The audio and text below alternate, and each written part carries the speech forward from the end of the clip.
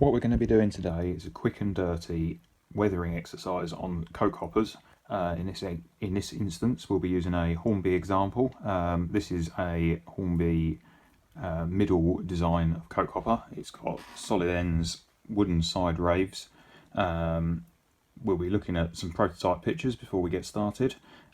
These wagons got absolutely filthy in traffic. Coke is a very corrosive substance. The wagons quickly turned into a dark grey brown shade like the one in the background. So we'll be trying to achieve that through the quickest and simplest way possible. This isn't going to be a weathering job that's going to look great on its own on a really close-up fine scale layout. It's more intended as something that looks pretty decent as part of a longer train of wagons, so we're creating a general effect rather than something absolutely detailed to the max. So we've just stepped away from the workbench just to do a quick bit of prototype research.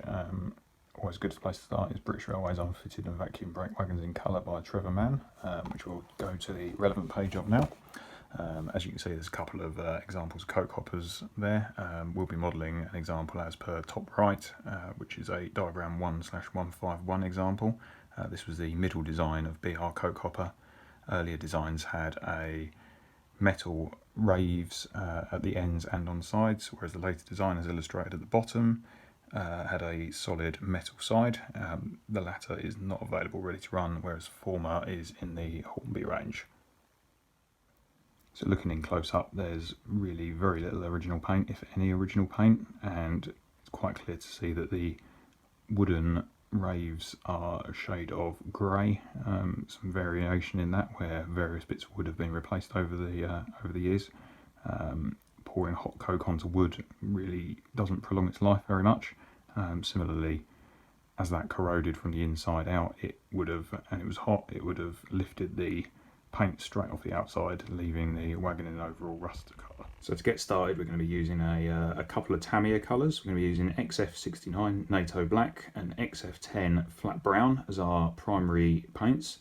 We're also going to use some Tamiya paint, which I've mixed up into my own homebrew, for want of a better word, which is basically a mixture of flat black, NATO black, and flat brown to make a kind of grubby underframe colour. I like to call it grimy black, for want of a better phrase. We'll also be using a bit of Games Workshop paint, in this case the Citadel Technical Collection paint called Typhus Corrosion, which is a really interesting textured paint, but it's got a lovely rust colour to it. So we'll be using these, and we'll be mixing them on the model as opposed to on a palette before we go. These wagons got so filthy, we can get away with that in this circumstance. Right then, so time to move on to actually painting this model. Hornby's finish in grey and lots of nice markings is wonderful, but hardly shows what these wagons were like in traffic. As I said earlier, they got absolutely filthy. Coke is a very corrosive substance, and it was often dumped into these wagons when it was still red hot, combined with the usual rust that all BR wagons seem to suffer from, meant that the bodies rarely reflected their original colour for any time whatsoever. I was going to film the first side of this being painted. Unfortunately, I've just been talking to myself for a couple of minutes while doing it, because my phone decided to run out of memory. So we'll have a go at doing the final side on video, and then we'll have a look at the whole thing once we're finished. So to start with, as you can see, literally as it's come out the box, I've not bothered taking the numbers or the markings off. I will be renumbering this wagon, so keeping those isn't important to me. And as I said earlier, this is a type of wagon where the raves at the top of the wagon were made of wood rather than metal. So these bits portrayed by Hornby in beigey colour here were wood. They weathered in a very different way to the rest of the wagon. So first of all, we're going to tackle the main metal body side. So to start with, I'm going to go for the NATO Black. Quite a lot of paint on the brush, very rough and ready. Speed is a bit of the essence here. We're going to pick up the top as well. No need to be neat. We can chuck the paint on. We'll sort everything else out towards the end of the process. direction of travel doesn't matter too much. We want a decent coat across all the wagon body side. So we shall chuck that on as quickly as we can. Like I say, this is Tamiya NATO Black, which is actually a shade of dark grey essentially. And as I'm always very keen to tell anyone I talk to, and when I've got a layout out on display, if anyone ever asks about rust and weathering, the thing I'm very keen to point out is that despite common conception, rust is only ever orange or red coloured, as it's usually portrayed for that moment at which it's first being formed and first oxidising. If you look at any pictures of rust or ever look at anything that's rusty, after that point it is always dulled down to a shade of almost black, so it's usually a very dark grey black but with brown, even some purple in it. Won't be reflecting any purple here because it won't sit right on the model. The eye expects things to be a certain colour, and purple certainly isn't it on a wagon.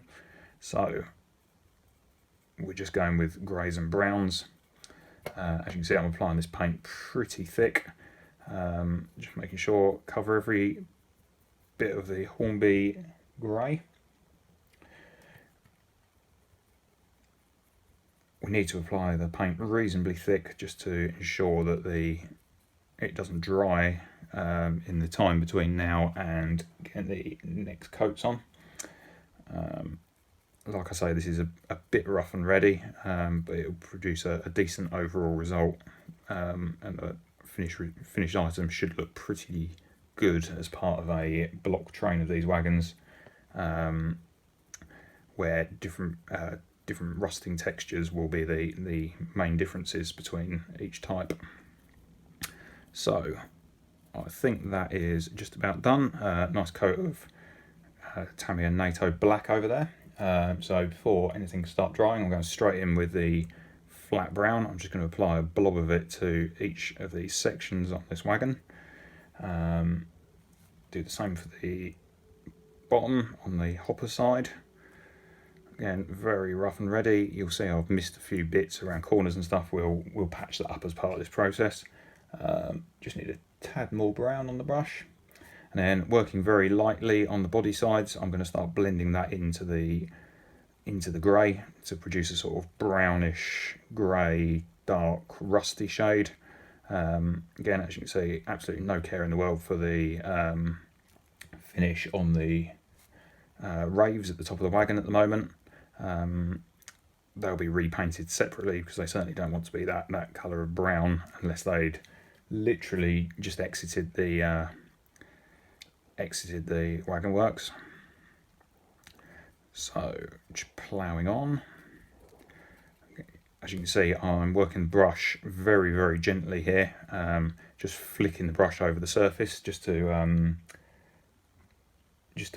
pick up the brown and tone it in with the grey, which at the moment still isn't dry. One of the benefits of mixing the paint on the wagon rather than in a palette separately before application is that we do get a nice bit of variety in texture. So some of these panels I will apply slightly more brown to than others, just through the roughness of application. And what that'll actually do is provide some tonal differences along the side of the wagon. Rust and things like that aren't uniform in their approach. So what we've got there now is something that looks, in my eyes, reasonably good. As a base layer, it's a bit plain. There's not very much variety on it. So what I'm going to do is tuck in with a little tiny bit of the Citadel Typhus Corrosion. This is a textured paint. It's a browny grey shade.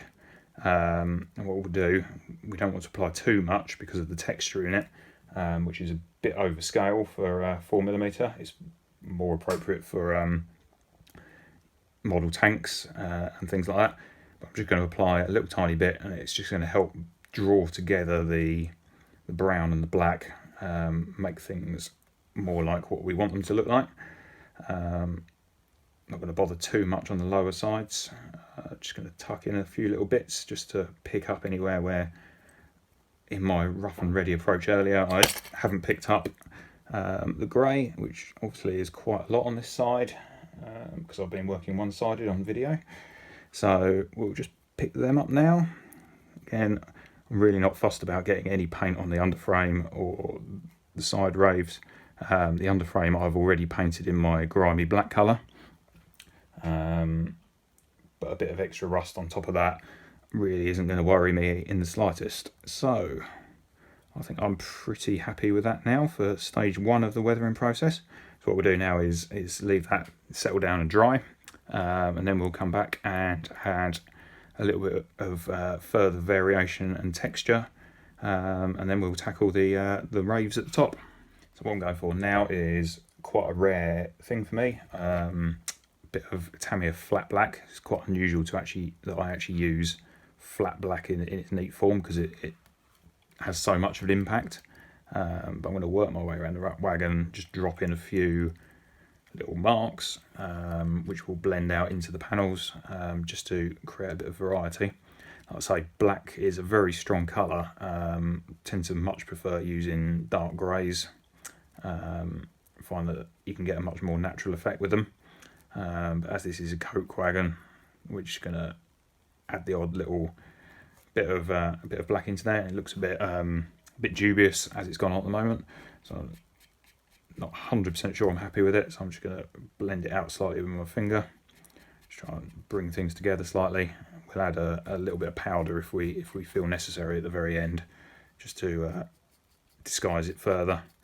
But really, we're trying to just create an effect of dry brushing a little bit of black into the colours, really. Again, I'm doing this before the base coat has dried completely,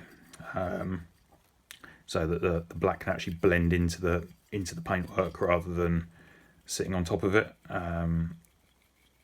as would be the case with sort of more traditional dry brushing method. It needs to be a very subtle impact that we create. I'm going to keep working on this, just see if I can take it out slightly.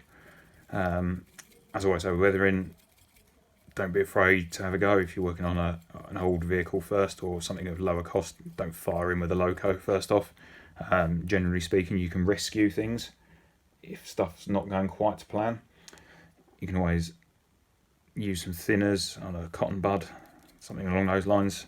Start chopping away at that panel and rework it once you're finished. So I'm reasonably happy with that now. We've got some good variation across the side of the wagon on that. So I'm just going to let that dry off for a couple of minutes, and then we'll come back and attack the coal. So for this section, just to have a go at the raves, I'm going to use Tamiya XF20 medium grey. I think that looks a reasonable tone, even though I'm on the dregs of my pot. I'll have to get some more of that. I've also switched for a smaller brush. This is a bit less of a chuck it on and see what happens afterwards approach. And what we're going to be doing is just painting all these raves in the same colour for now.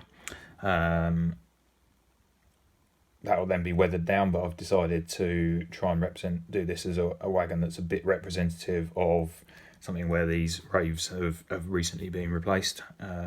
Like I say, they're wooden, so they needed replacing pretty regularly when you consider that they were having tons of red hot coke thrown into them, with little care from the people who were doing so. It's a bit of a fiddly job. Literally going to work this through. Like I say, I'm using a smaller brush than I did last time. Nothing fancy though. This is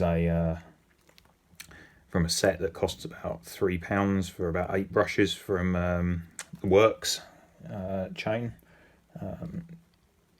Part of an arts and crafts range. I tend to like messing around with different colours and working different colours out as I go.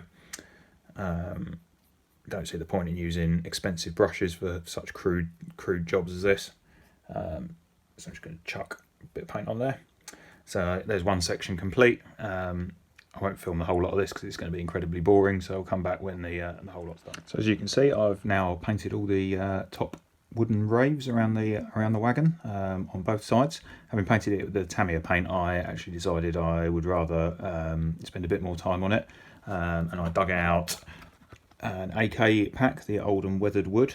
One of the common misconceptions about wood is that it's brown. Actually, once it's weathered and seen a bit of life, in winter particularly, it actually goes to a shade of grey, which is as represented here and seen in the prototype photo.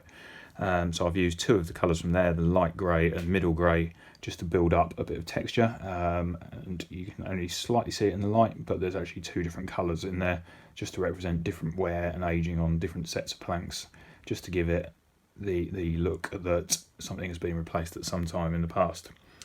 And what we need to do now, moving on from that, is as part of the weathering process, we painted the end of the wagon completely rust coloured. As part of that, we've lost the nice white finish that Hornby provide on the handrails, and obviously lost the overhead warning flash as well, which is appropriate for the era of this layout. So we need to reinstate those.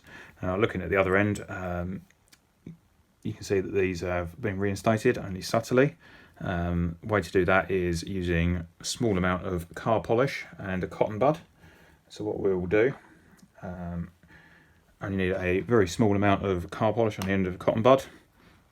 Dab any additional stuff off on your fingers, on your hand even, and then we're just going to start ever so gently and detailed rubbing down the handrails. And what the polish will do, it works as a light abrasive, and it will take off the paint where it hasn't adhered particularly strongly to the white painted finish that's present on the Hornby wagon.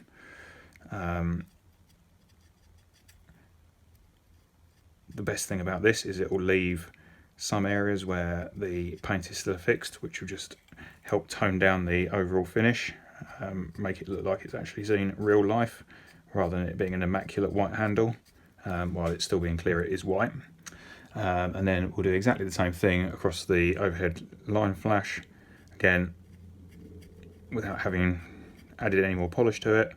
We're just going to start rubbing away, and you'll see the overhead line flash is appearing back through below the paint.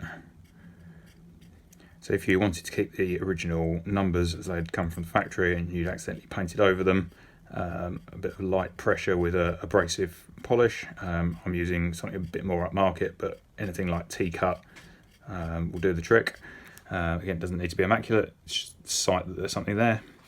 And then what we'll do is, using the other end of the cotton bud, just take off any excess polish which has ended up on the paintwork.